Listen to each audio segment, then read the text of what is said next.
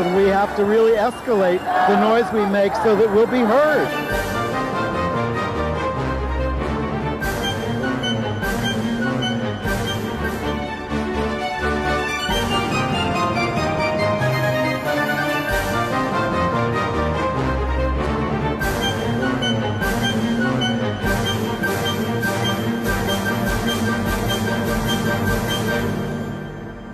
Welcome to Gay USA. I'm Andy Humm, and I am in mourning.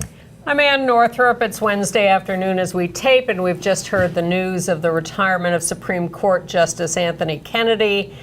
It's devastating. The Republic is in huge trouble. We'll get into that. And we have other news, including other Supreme Court decisions this week that were horrible. And on the day when we got a lot of those bad decisions, we also had some big progressive wins in the Tuesday primaries. We need more of those. We're mourning the death of Dick Leitsch, leading gay activist before Stonewall, died at age 83. We're going to bring you Pride news from San Francisco, New York, Orlando, the Navy, Wake County, North Carolina, and Deadwood, South Dakota. That's my favorite. The Trump administration is working on shredding the safety net, as well as the whole legal system, including rules that protect you from infections in hospitals. But Trump did nominate an out lesbian to the federal bench in Illinois. Surrealism in everyday life. Cynthia Nixon has opened up about her transgender son.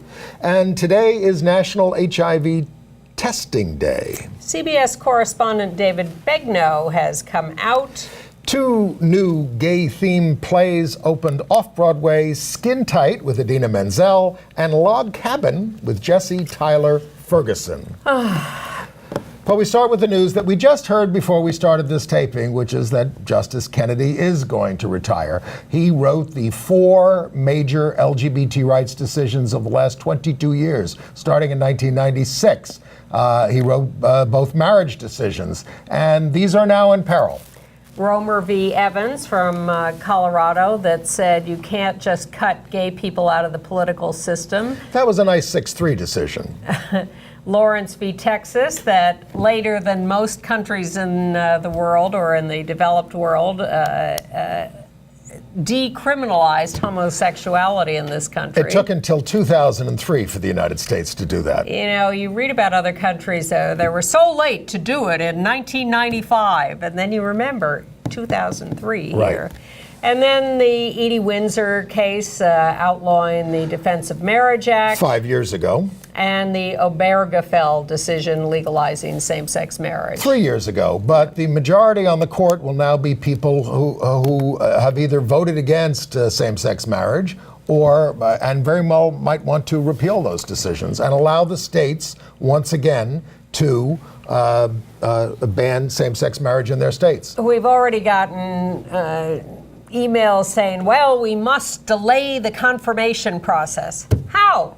They've got the majority in the Senate. All they need is those 50 votes plus Pence. They don't even care about John McCain anymore. They could do it tomorrow. Yes, and the thing is, you know, there are these retiring Republicans like John McCain and Flake and others who make Corker who make these anti-Trump statements, but they have voted for virtually every single one of his bigoted judges. I suppose that our hope would lie in convincing them that they could make a difference in history by holding up this nomination, whatever it is. Well, yeah.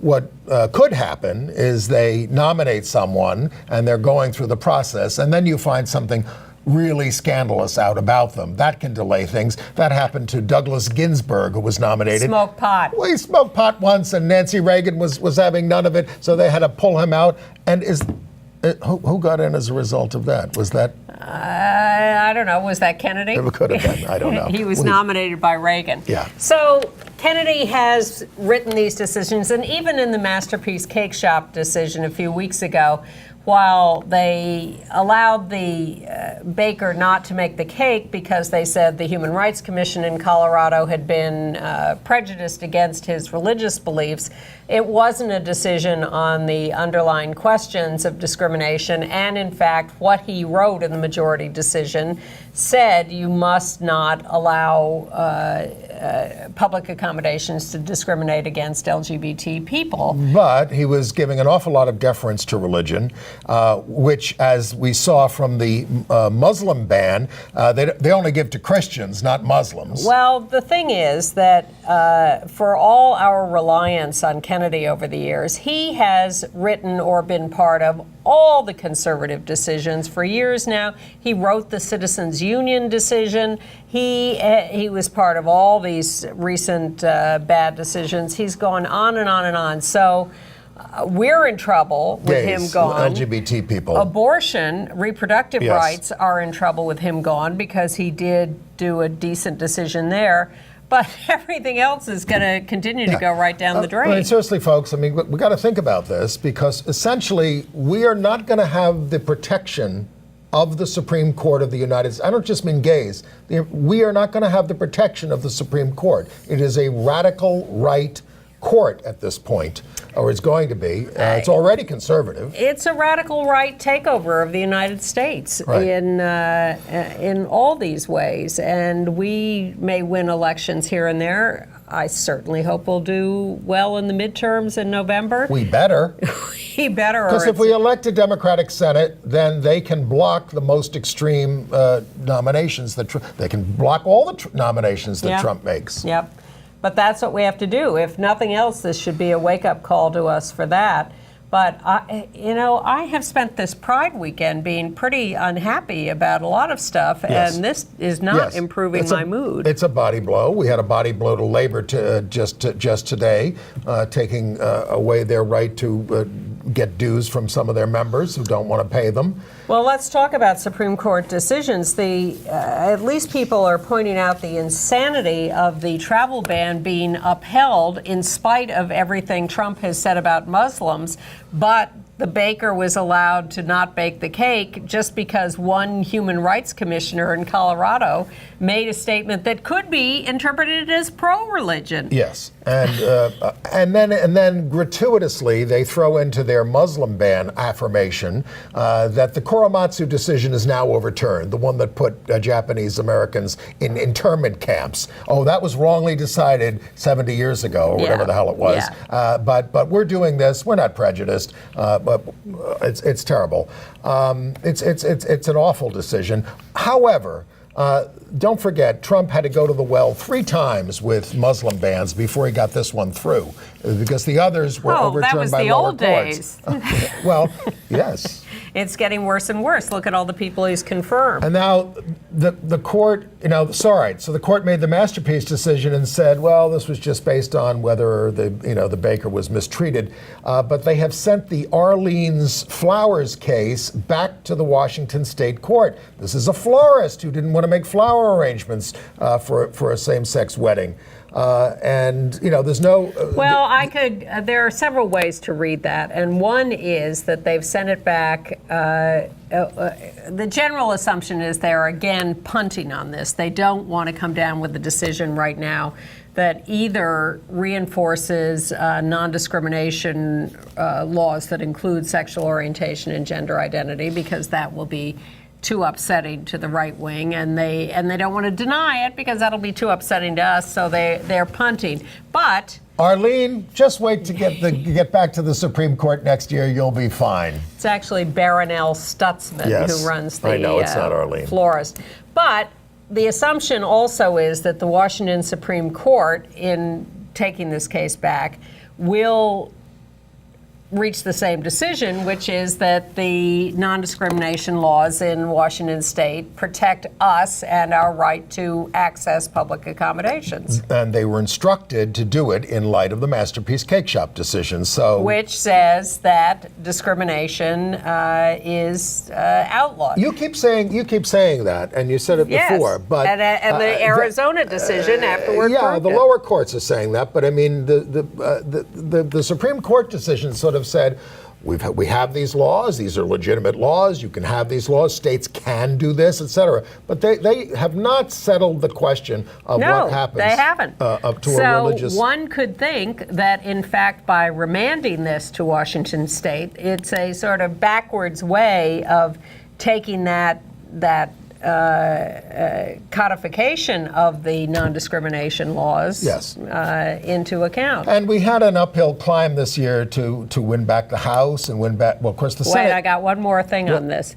The Alliance Defending Freedom is arguing, because the question for Masterpiece is, were religious freedom rights injured anywhere along the way, which is why the Colorado Baker technically won, even though the larger question was not decided. So the Alliance Defending Freedom in the Washington Arlene's Flowers case is arguing that the mere fact that the Washington Attorney General brought the case against Arlene's Flowers is a violation of religious freedom. Well, I don't think he's going to win on. They're going to win on that. And then there were several decisions the court made on racist gerrymandering, which they said was fine. So that's going to make our job much tougher this year. We're going to be up against bad lines in many states, and they wouldn't overturn Texas. They wouldn't overturn several of them. And the immigrant case, the Muslim ban, is going to hurt LGBT immigrants who are being persecuted in those countries and trying to achieve asylum here, or just the right to immigrate here. They're going to be horribly injured by this travel ban. And it's also fomenting war with Islam around the world. Of course. Now, and the other decision they made was about pregnancy crisis centers. By 5-4, they said, you don't have to, California said, all right, if you're going to run these things, you got to say what you are, and you've also got to inform people that they have a right to abortion. And this would be an infringement on their free speech. Now, of course, they don't defend abortion centers this way. No, of course not. All right. But a federal judge in California, at least, ordered a stop to the family separations, and that was encouraging. Yes. We'll see how long that lasts. Well, and as long as we're on the courts, we would. Well, you want to go out of order, talk about some of the judges? Go ahead, you can. Yeah. Well, I mean, attention to the control room. Trump did nominate an out lesbian to be a federal judge in Illinois, Mary Rowland, and she's worked in the Florida. Was it Florida? Yeah. District Court for the Northern District of... Oh, I'm sorry. Yes, I can't read my own handwriting. Northern District of Illinois. It is Illinois. But, sorry. And what did she do? She's been in the federal defendant program. She defends indigent clients. How did that happen? Well, Democrats Dick Durbin of Illinois and Tammy Duckworth, the senators there, are singing her praises and played a role in her nomination. What is it that Trump could want, or that he got from them? There are 140 nominees that he's made so far, and 1/3 have demonstrable anti-LGBT records. All of them are very conservative, but demonstrable anti-LGBT records. Well, he's not known for making concessions or throwing us anything, so I'm totally mystified by this lesbian judge appointment. All right, well, let's move to politics then. Well, actually, in the Eastern District of Virginia, he made the second African-American nominee, Rossi Alston, who was also praised by Democratic senators, but he's 61. So, most of them that they're appointing are like in their 30s. And in the 6th Circuit, he appointed somebody named Chad Riedler from the Department of Justice, a strident defender of the Muslim ban and efforts to undermine the ACA. Mary Rowland, what do we not know about you? All Let's right. have her on the show. By the way, this Saturday, June 30th, there are going to be marches all over the country on these immigration issues and the separation of families and all of that. So keeping families together. Go is to that the Move name On. of it? Go to MoveOn.org. You'll Yeah, find demonstrations in details. your city. Yeah. All right? All right. And the elections. Well, Tuesday night was a pretty good night. In Colorado, the nominee for governor is out gay Jared Polis, a member Yes. of Congress. For 10 years. And a viewer of this show. Is he? Yeah. Well, he won pretty Congratulations, convincingly. Jared. He got the Democratic nomination relatively easily in a big field. He goes up against a Bush relative named Stapleton, and it's predicted to be a somewhat close race, but Jared is favored. And in Maryland, Ben Jealous, a civil rights leader who was the former head of the NAACP, I did some work with him, I know him, and a veteran of the Bernie Sanders campaign. He, against the establishment, won the Democratic nomination for governor. He's going to face a Republican, Larry Hogan, who was the incumbent. Yes, the Who was incumbent. a Republican governor who tries to run away from Trump. And of course, the popular favorite of the elections this year is Alexandria Ocasio-Cortez in New York. There she is with Joe Crowley. A rare picture of her with Joe Crowley, who refused to show up at 2 out of 3 of their debates. Alexandria is 28 years old. Very impressive. Another veteran of the Sanders campaign, and everything was about grassroots organizing. She also worked for Teddy Kennedy. She must have been about 3 when she did that. Well, she wants to do things like abolish ICE. Yeah. And Medicare for all, $15 minimum wage, free public colleges. But it was all knocking on doors and going out to see people. And Joe, who was a nice guy, we know him, was a more conventional Democrat who wanted to be the Speaker of the House. Well, he thought he was going to be, and he sort of forgot about his district. Well, I think that's what happens when you want to represent everybody in the country. You are reluctant to take more radical positions, the kind of things that we need in this country. I don't think it was just that he refused to take more radical positions. I think that he just didn't show up. He wasn't. Well, he also didn't have a present. race for the last 20 years, practically. Yeah, and he underestimated her, and she, meanwhile, went out and did the grassroots work, and the district has changed enough. It's majority Latinx. Yes. It's not Yeah. an Irish Catholic Yeah. district anymore. And he just ignored that, and he got beat. Yeah. And people are comparing it to Eric Cantor losing, and I think there's some truth to that. We have a correction from last week about Pete Buttigieg.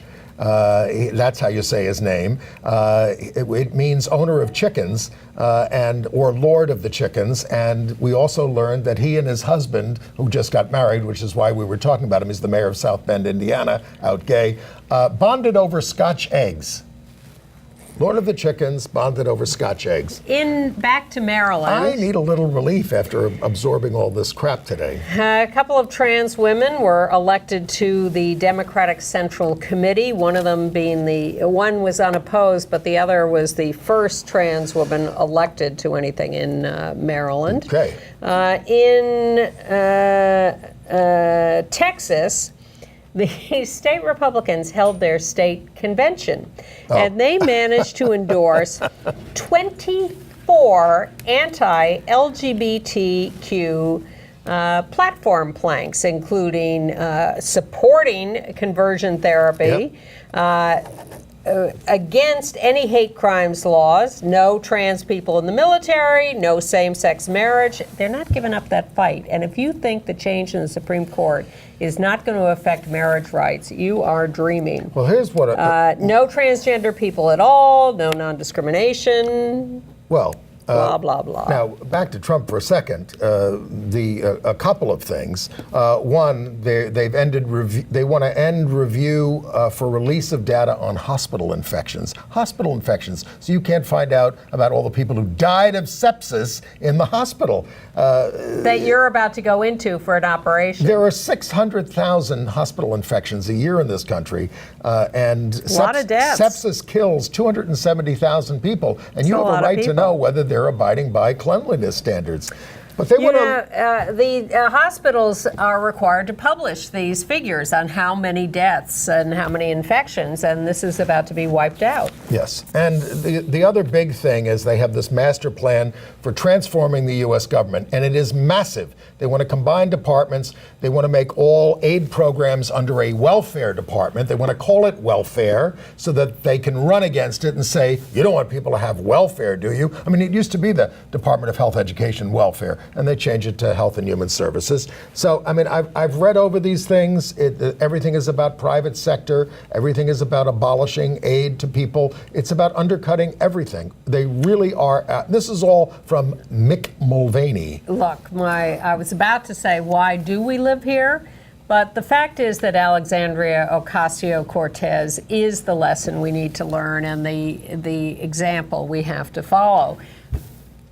Day by day, grassroots work. Yep. Get up in the morning earlier than anyone else, as she said today. She's Go 28. to bed later. Yeah, but my recommendation, just do something. Yes. Don't hibernate, don't disappear, do something on a regular basis. And not to depress you too much, because we are up against bad lines, but in every special election that's taken place so far this year, or since the Trump election, there has been a double-digit swing to the Democrats in virtually every district. Yeah, but we got to hurry because they're taking over the Supreme Court. And so, again, I'll explain it to you again. Not only do we have to win back the House and the Senate, but you've got to win back your state legislatures. Oh, God, yes. Because especially this year, if possible, but in 2020, whoever gets elected in 2020 in the state legislatures is going to draw the congressional lines and the state legislative lines for the next 10 years. All right, I'll give you a couple of pieces of good news Oh, locally. goody. In Maine, the legislature has passed a no conversion therapy for minors bill. Governor LePage is going to really sign that. He's a actually, that's not such good news. He out-Trumps Trumps. And in New Orleans, Mayor LaToya Cantrell created an LGBTQ task force focusing on the trans community and LGBTQ people of color. In Jackson Hole, Wyoming, a non-discrimination law, including sexual orientation and gender identity, has passed the first reading of 3 it has to go through. The opponents of this were so horrible at the public hearing about it that they convinced more people to vote for it. In New York, Governor Cuomo directed state agencies to protect trans people in healthcare and insurance by updating the Patient Bill of Rights and also to stop discrimination against transgender people in insurance policies. That's all good. One wonders whether he shouldn't put a little bigger shoulder behind an actual gender identity and expression non-discrimination law in this state. Well, what he should do is elect a solid Democratic majority in the state of New York, which we don't have, in order to pass progressive legislation like health care for all. Now, before we get to all the pride stuff, I would like to spend a minute on one more political thing, which is this Red Hen restaurant and Sarah Huckabee Sanders. Sarah, you're always welcome here. We'd be happy to talk to you. Well, but we won't feed you. You know that it was a mostly LGBT staff at the restaurant that voted to have her asked to leave. Well, the owner said, what do you want me to do? Yeah. Well, she wasn't even there. They called her and told her that Sarah Huckabee Sanders had come in, and she said, what do you want me to do? And they said, we want you to ask her to leave, which she very politely did, took her aside and asked her to leave. Now, of course, this has started World War III about civility. Yes, but Sarah has played out her role. She said, I always do my best to treat people respectfully. She's the most snide, horrible person I've ever seen. Liar, can't nasty, you read? Nasty. Well, I know you can't read, yes, but I'll exactly. explain it to you. Yeah, respectful. So, look, are they, obviously it breaks down into 2 questions. Were they entitled to ask her to leave? Because there are people who don't even believe that. And was it politically smart to ask her to leave? And I think, and then there's the whole thing, they went after McConnell this week outside an event. Leave my husband alone, Transportation Secretary Elaine Chao said. And there's the whole... No, we certainly have yelled at enough people on the street. I yelled at Richard Nixon in 1971 on the street. We yelled at Joe Lieberman at a forum and at many Barnes and Nobles. Yes. Yell at them. Yeah, well, that's the thing. People are saying this is going to be bad for us, and there's the whole debate about college campuses, and do you yell at speakers and shut them down? You yelled at Bill Bradley and you turned him around. I did. But the thing that I think gets left out of these debates is the power differential. Yeah. People want to argue that, we should leave these people alone. They are in power, and we are not empowered in the same way. And to yell at them is to reduce that power differential. And in this case, they weren't even yelled at. They just said, you know what? And they've done this to, we really don't want you here.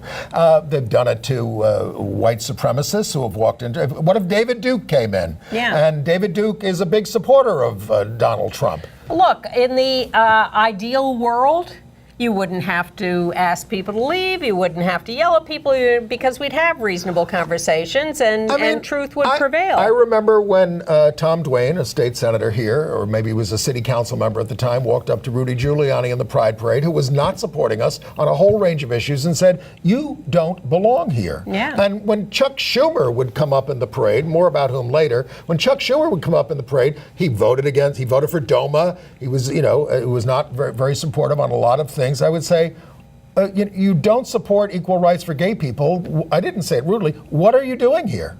And he, I'm sure, would just ignore you. No, he would say, you're not being very nice. I said, this is our parade. We're not being nice. I said, You're not being nice. This is a gay rights parade. What are you doing here?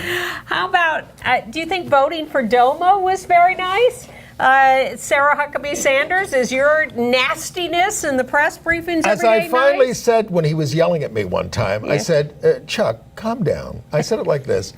I'm the one who's not allowed to get married. And he goes, you got a point. Well, this thing, the college speakers, they are brought in without the consent of the students. They are paid. They're given this platform, and then the students are supposed to just shut up and not say anything. It drives me nuts. Right. So I think we can certainly have debates about what is the politically expedient thing to do, but to suggest that it is inappropriate to yell at people who have this power is insane. I mean, we've been picketed and yelled at and called names. Certainly, and we enjoy it.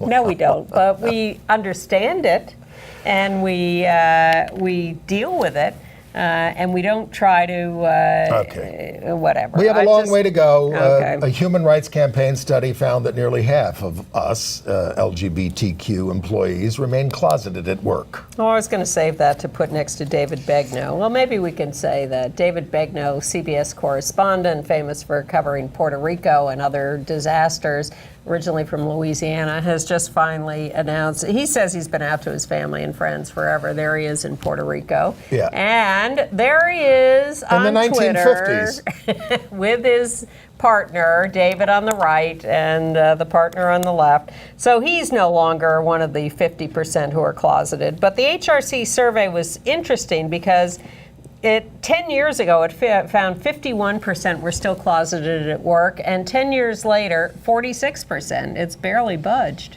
Well, but there's more people in the world. I don't So think more that's people the are out. answer. In Rhode Island, they passed a bill to ensure that your death certificate will reflect your gender identity. Hallelujah. I got some bad news. In Los Angeles, the Gay Men's Chorus had to cancel a concert at the Alex Theater in Glendale on June 23rd after a bomb threat. 600 were evacuated. It's the first time it happened, but the show went on in the evening. Let's get to Pride news. We can. I have some other crime too, but we can talk about that later. Well, I'll start with the Trump administration. The NASA administrator, Jim Bridenstine, sent out a Pride memo celebrating, all NASA employees. He's a very anti-LGBT former Oklahoma representative. Why'd he do it? Beats me. All right. There are little surprises everywhere, but let's go to actual. In San Francisco, one of the bits of news there is that Tim Cook from Apple, the head of Apple, marched in the parade. But there was also an article saying that there are a lot of complaints in San Francisco that most of the people who come now are just non-gay people who want to party and kind of don't have a clue about what's going on with the march. I would say that's true in New York too, but we'll get to that. I didn't feel that way. I want to show you my favorite pride, new pride. Deadwood, South Dakota, held its first Pride event this year. There's a little video of what happened, and this is so idiosyncratic. It cracked me up, and hallelujah, congratulations to them. But this is Pride in Deadwood, South Dakota. LGBTQ community celebrated diversity at the first ever Deadwood Pride Festival. The weekend-long event involves a pool party and a pub crawl. Committee member Derek Livermont says the event is good for visibility here in South Dakota. And with no bars or community spaces in the hills geared towards LGBTQ people, he hopes Deadwood Pride helps them foster a sense of community. Being part of the LGBT community out here in South Dakota can be, I know, a little bit lonely and separated sometimes. It's really good when you can be with people who are like you and feel a sense of, friendship and camaraderie. I think a lot of people are going to make some great friends here. They're going to meet people that were in their area that they had no idea, and really start to feel like there's actually other people out there. Tonight, they also celebrated with a drag contest followed by a dance party. Tomorrow, Deadwood Pride is hosting a brunch at the Lee Street Station Cafe. Very brave. I'm definitely going to Deadwood, South Dakota next year for Pride. Very brave to put themselves out there in an isolated community. That is wonderful.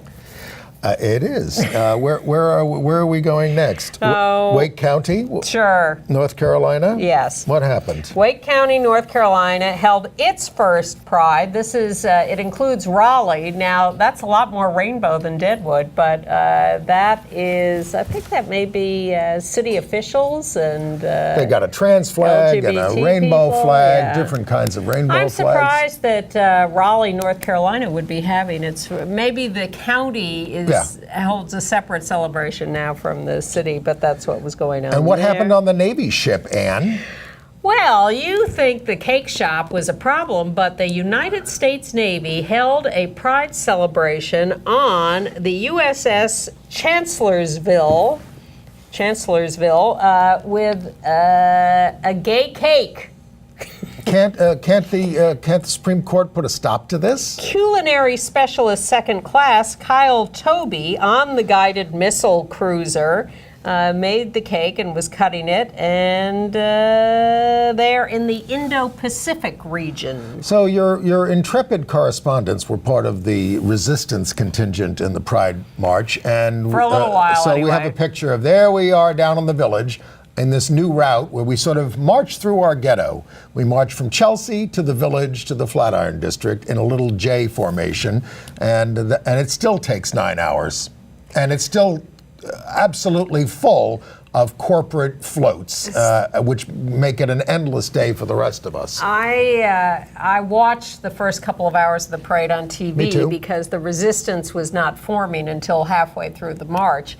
I found it so depressing, depressing. I'm so much happier watching Deadwood and Wake County than I am watching this. Well, we are going to... I went to the Dyke March Saturday night. That was wonderful. The Dyke March remains, as it has been for 26 years now, a free-form, casual, happy march down Fifth Avenue. And there's a drag march and a trans day of action, and those things are still community events. Yep. This thing has become a commercial event. So, and this year we were told if you didn't wear a wristband that you were not going to be allowed into the march, and there were all these barricades up. You know, when I went to my first march in 1974, and I have been to all 45 since, you could just jump into the march, you see somebody you want to march with, and you march. In, yeah. And there's plenty of room for people to get in. Of course. It's not like it's, the thing moves glacially and there's big gaps. So there was plenty of room. So 50 of us got together and said no wristbands, no barricades, and marched off to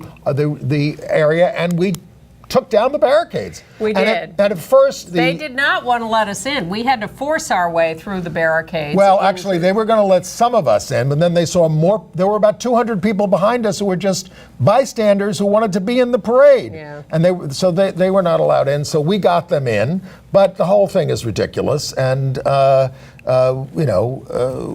it's discouraging. We don't want those kinds. So there's going to be a Reclaim Pride meeting in New York, and this is important because this is World Pride for all of us. This is the international celebration next year, and the meeting is this Saturday at 1:30 at the LGBT Community Center to talk about taking back Pride. And some people are suggesting things like, let them have their party in the village if that's what they want to do. Let them have only the corporations. And we are asking all community groups to get together and have a civil rights march to commemorate 50th anniversary of the Stonewall Rebellion.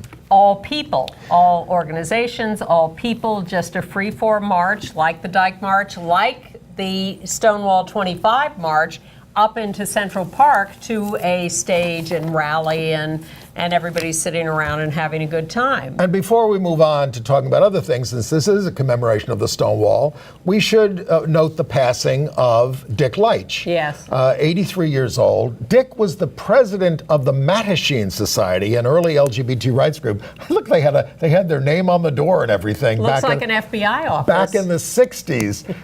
There's Dick, a young Dick, who was recruited by his boyfriend, Craig Rodwell, who ran the Oscar Wilde bookshop, to be the vice president of the group, and then the president resigned. So that made him the president of the Mattachine Society when Stonewall happened. Now, we've got to go back a couple of years, also with Craig Rodwell. There's Dick in the middle with Craig right above him and Randy Wicker above him at Julius's bar, trying to break the law that said you can't serve homosexuals in a bar. It creates a disorderly premises. And they brought a photographer along with them. This was a planned demonstration or civil disobedience action patterned after the civil rights movement sit-ins at lunch counters. This was considered the first act of civil disobedience in the LGBT community. There were some uprisings before, but this was civil disobedience. And the law was that you could not serve alcohol to homosexuals.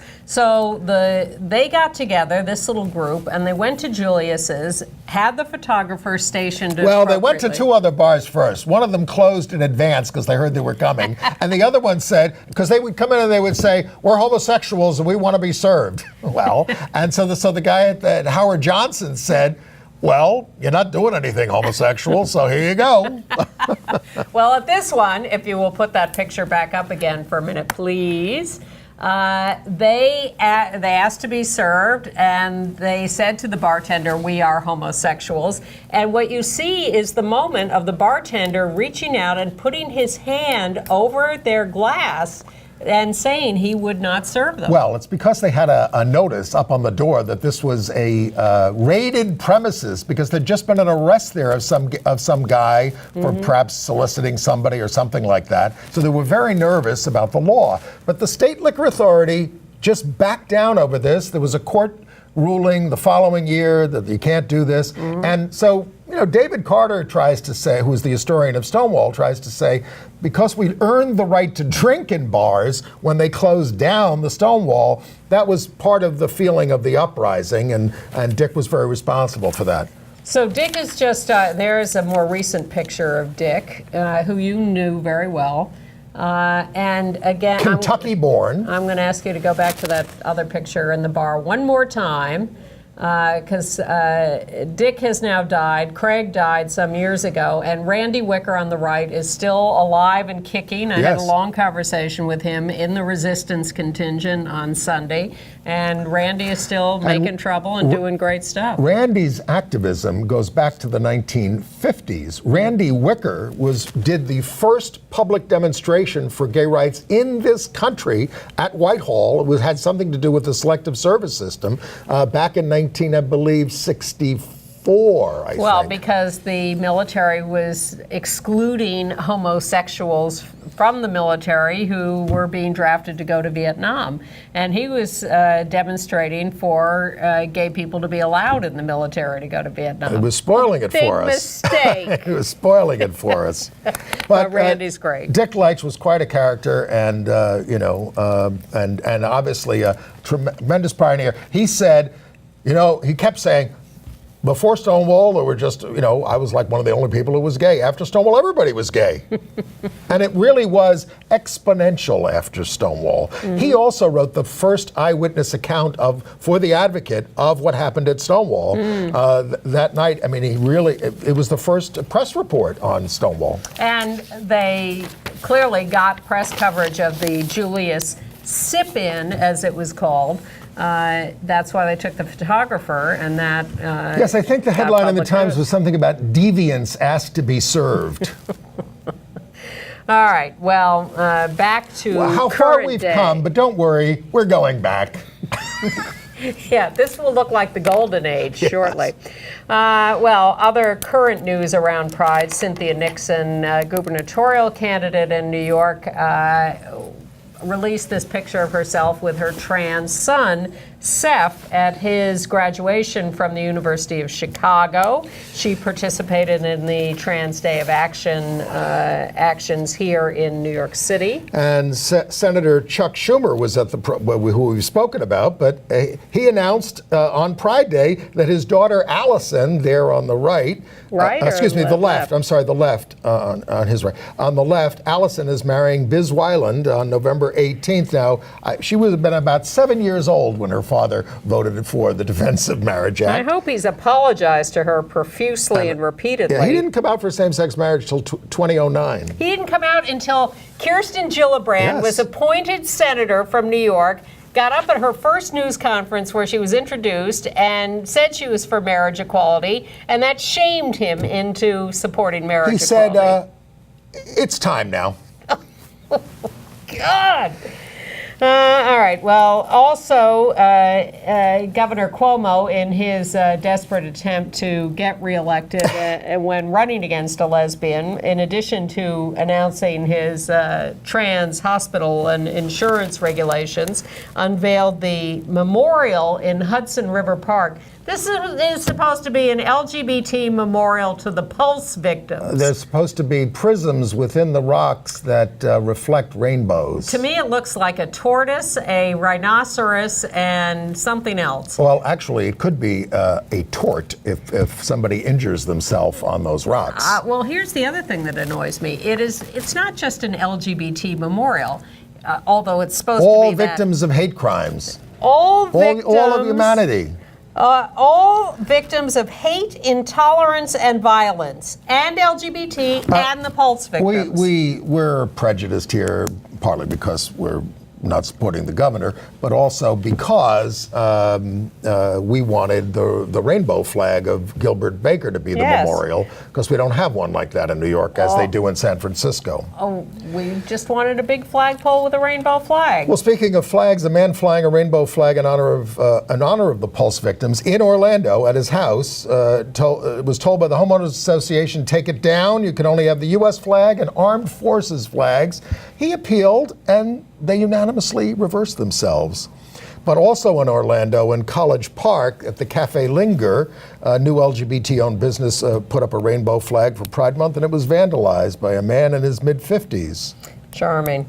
Well, on the other hand, Hutchinson, Kansas had a very successful first Pride, and they're a smaller town in Kansas, and they're known as the hotbed of the creation of this whole religious freedom concept, because a state representative first used that language and introduced those kinds of bills in Kansas. So the fact that Hutchinson is now having an LGBT Pride event is quite a turnaround. All right. International? No. Other news. First of all, in New York, a couple of private schools, female private schools, Brearley and Spence, are welcoming trans students, both trans girls and girls who are current students who transition to male are being happily allowed to stay. I do have some crime stuff. Yes. In Las Vegas, 5 men were arrested after up to a dozen people who were yelling anti-gay slurs attacked a gay male victim. He was hospitalized. There's charges of battery and hate crimes. It was captured on camera at the Hard Rock Hotel. In Jacksonville, Florida, they have now noted the third murder of a trans woman this year in Jacksonville, and they're beginning to wonder whether there is a serial killer out there targeting trans women. In Delaware, they were trying to change the state education regulations to help LGBT people, and they got so much pushback from the right wing that they changed it, and now it requires parental consent for a trans person to, be treated in their gender identity. They have to get a note from their parents, which forces them to out themselves. So that is being protested, and we hope we can stop that. A terrible story from Illinois where a 15-year-old lesbian killed her mother, told her girlfriend about it. The girlfriend helped cover it up, but then told her mom. And this happened last July, but the 15-year-old is now being tried as an adult. What was that horror? What was that movie, Beautiful Creatures, with Kate Winslet like years ago? Yeah. In Washington, D.C., a trans woman who works at HRC and her friend who identifies as non-binary were carded outside the women's restroom at a restaurant, the Cuba Libre restaurant, and got kicked out. They called the cops. The cops were nice to them, and so was the mayor. Horrible story from California. A 10-year-old boy was found dead with severe injuries and cigarette burns. There he is, all over his body. Anthony Avalos. He apparently told his family he liked boys the week before he was killed, but also had a history of being abused since he was about 4 years old, as were the other kids in the family. A man in the household is being investigated. That's all we know. Awful. All right. International news. Pride celebrations in Belgrade, Serbia, in Split, Croatia, in Mexico City, in Guatemala City. Of course, the Puto shouts of faggot that have now been outlawed by the Soccer Federation, somewhat successfully at the World Cup, were used at the Mexico City Pride. It's an anti-gay slur. It's faggot. In the Philippines, they ended their oral arguments on marriage. It apparently didn't go well, but it's got everybody talking. Well, the presidential spokesman said that the country is not ready for marriage. That's too revolutionary. But You sound like Chuck Schumer. Well, we don't look. President Duterte, who has made pro-marriage statements in the past, may be retracting them, but now he's going after God. Oh, I know. Who is this God? Who does these terrible things? Yeah. In the United Kingdom, the High Court has backed the government's refusal to issue gender-neutral passports. But the Supreme Court there has okayed civil partnerships for straight couples. Peter Tatchell's been working for that for years, wanting equality, and now he seems to have gotten it. In Belize, they ran the rainbow flag over the U.S. Embassy.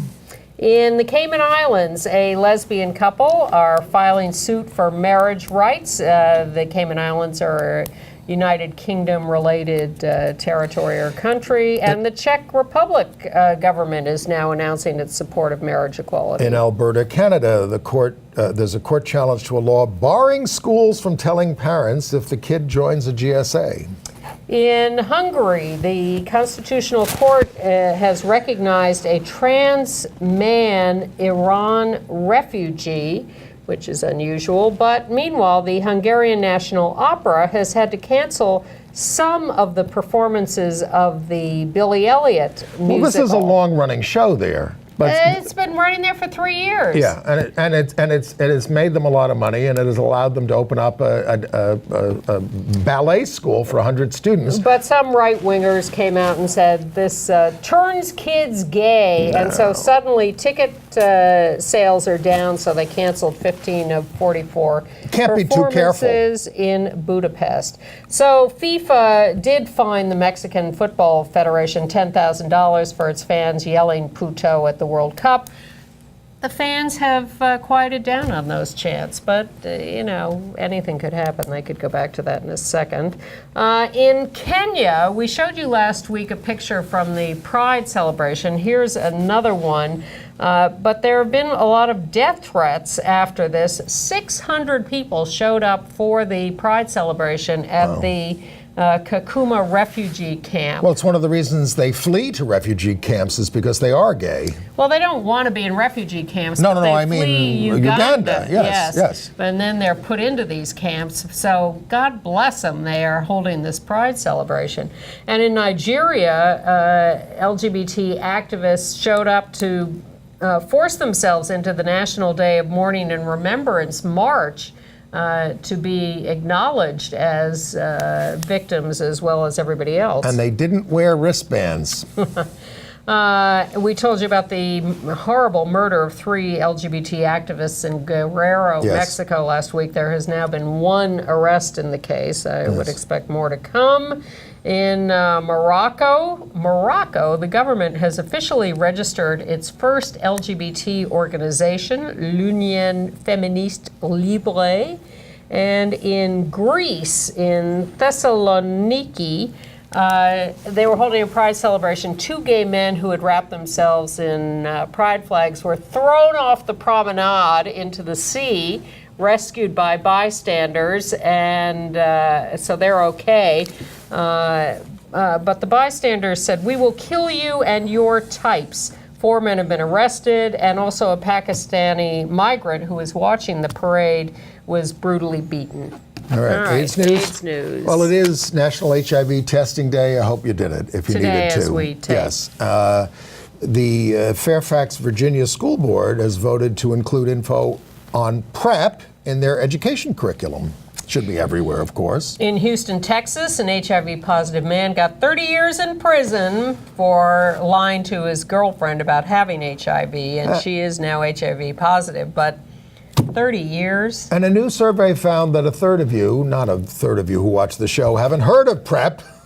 34% think PrEP promotes unhealthy sexual behavior, gay men. Well, learn more about it, please. And Starbucks is expanding its coverage for transition-related needs. They already covered surgery, and now they're going to expand that. Let's put up that picture of Janelle Monáe at the BET Awards. Look at her rainbow dress. She is not holding back. Once you come out, you're out.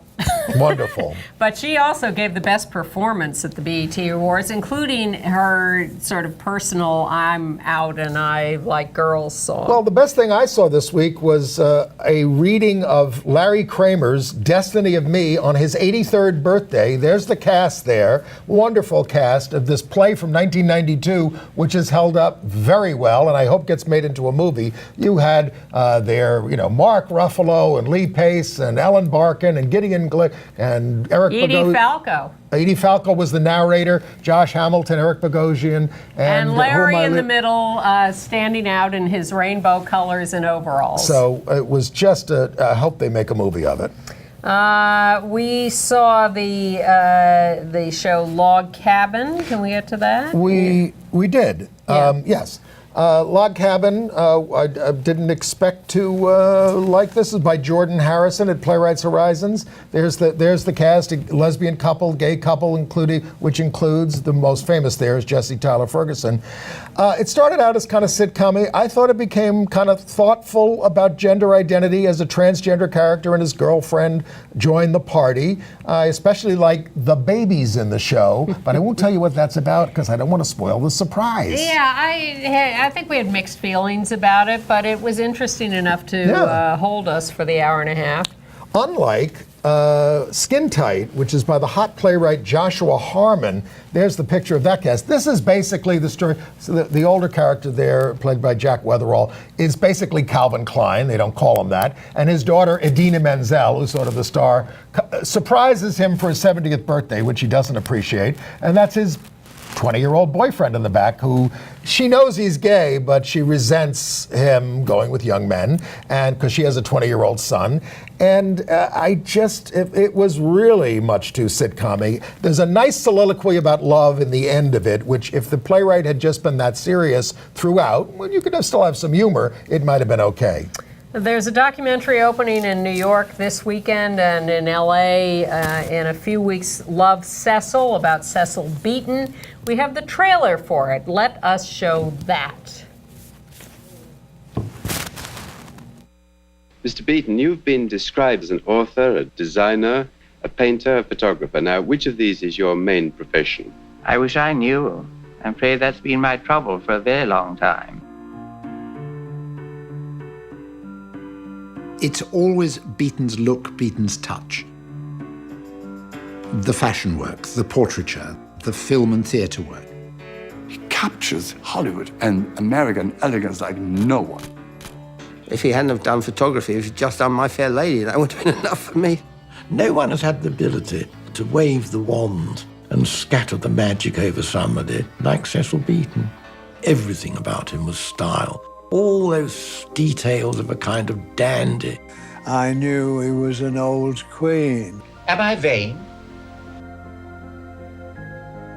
Cecil had an aura about him that really drew you in, but he looked totally unlike anybody else. Beaton was essentially an outsider, striving to get in.